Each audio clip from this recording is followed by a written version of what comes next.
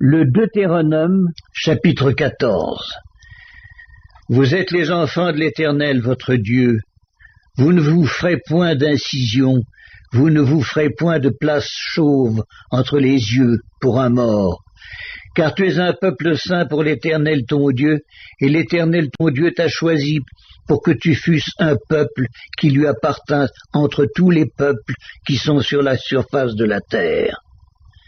Tu ne mangeras aucune chose abominable. Voici les animaux que vous mangerez, le bœuf, la brebis et la chèvre,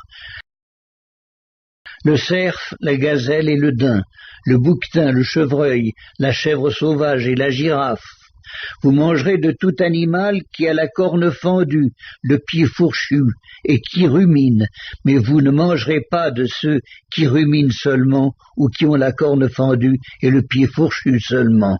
Ainsi vous ne mangerez pas le chameau, le lièvre et le daman qui ruminent, mais qui n'ont pas la corne fendue. Vous les regarderez comme impurs.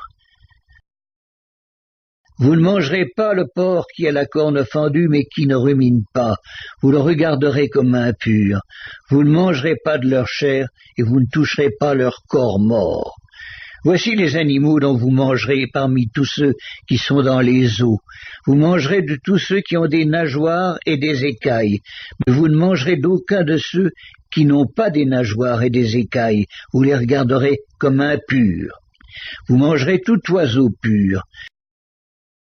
Mais voici ceux dont vous ne mangerez pas: l'aigle, l'orfraie, ni l'aigle de mer, le milan, l'autour, le vautour, et tout ce qui est de son espèce, le corbeau et toutes ses espèces, l'autruche, le hibou, la mouette, l'épervier, et ce qui est de son espèce, le chat-huant, la chouette et le cygne, le pélican, le cormoran et le plongeon, la cigogne, le héron, et ce qui est de son espèce, la huppe et la chauve-souris.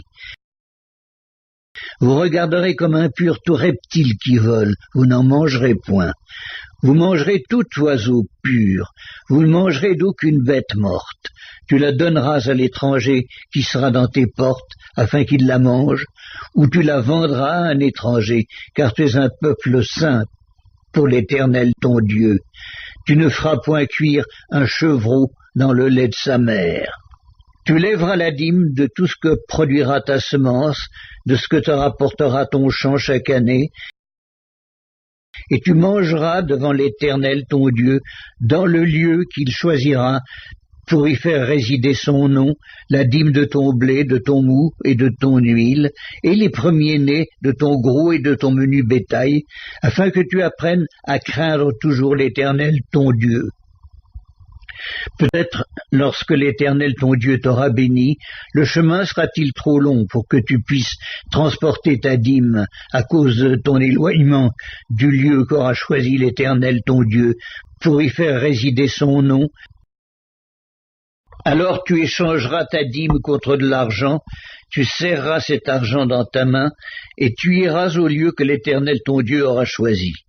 Là, tu achèteras avec l'argent tout ce que tu désireras, des bœufs, des brebis, du vin et des liqueurs fortes, tout ce qui te fera plaisir.